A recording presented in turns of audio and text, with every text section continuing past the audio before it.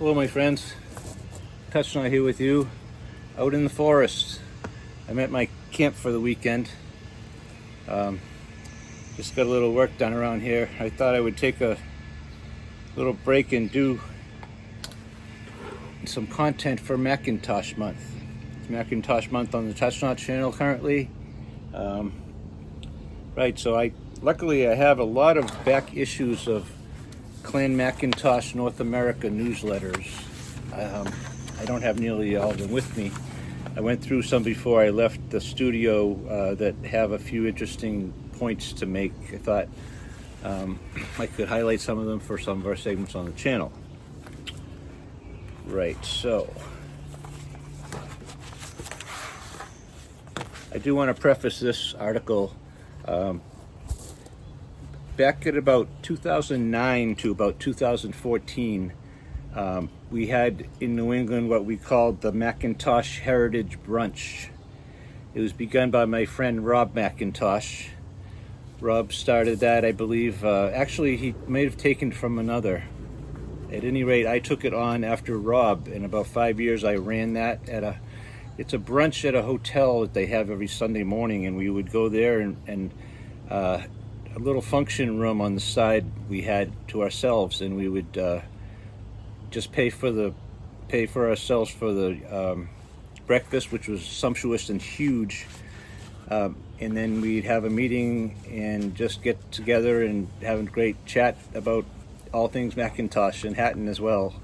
It was a great time. So the reason I'm telling you that is it refers to that at the beginning of this article. This is something that I wrote actually. It's a reprint of an article from a newspaper. Actually, the meat of it is an actual reprint, so I say I wrote it, but I submitted it, let's say that. It's called The Mackintosh Keeps His Tenants. At the November Mackintosh Heritage Brunch, a discussion came up around the tables concerning the Highland clearances. It was pondered whether or not the Mackintosh had followed the policy of many Highland chiefs, who swept tenants off their leased lands and farms in order to make room for vast herds of much more lucrative sheep. In answer to that very question, I submit the following article from the Inverness Journal of June 11th, 1853. Braes of Lochaber, June 11th. We had occasion not long ago to notice the kindness and liberality of the chief of Clan Hatton in the Braes of Lochaber. Since then, he has granted a new lease, the old one having expired, to the Gaelvor tenants, and when the news arrived that none of the old tenants were to be removed, the tenants and their friends assembled at Auchlacroch, where the youth of the glen showed their agility at a spirited game of Camanach. Afterwards, the young lasses joined the merrymaking and tripped it vigorously on the greensward to the notes of the bagpipes. And after toasts to the Mackintosh, the first toasts having been proposed by Mr. James Mackintosh Muirlagan, the party separated with every good wish and blessing to the Mackintosh. And it goes through a lot of notables that were there from the time. Mr. Forbes, Mr. MacDonald, Mr. MacDonnell, Mr. Campbell, etc.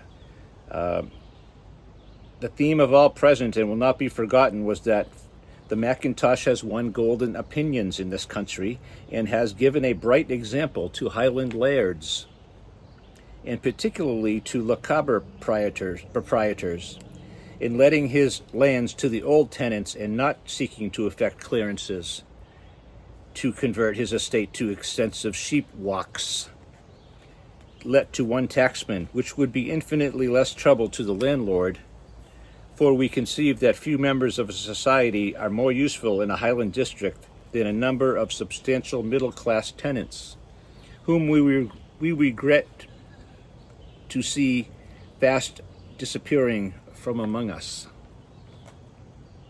This instance of the liberality of the Mackintosh we hail as a step in the right direction, which ought to be imitated, and we hope to see the old adage verified Sefarmadni Treyovad.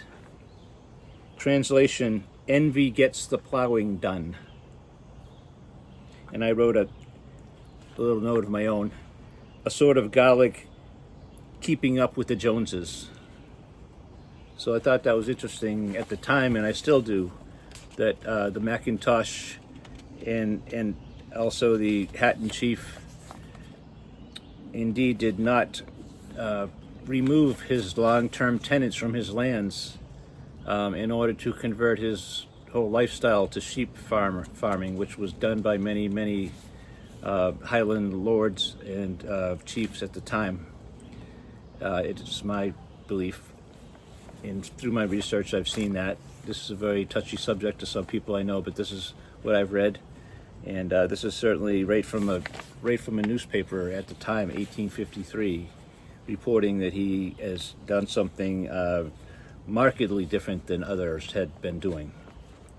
So I hope you enjoy that piece for Mackintosh Month, my friends. Please subscribe to the Touch Not channel and stay on the trail. Touch not.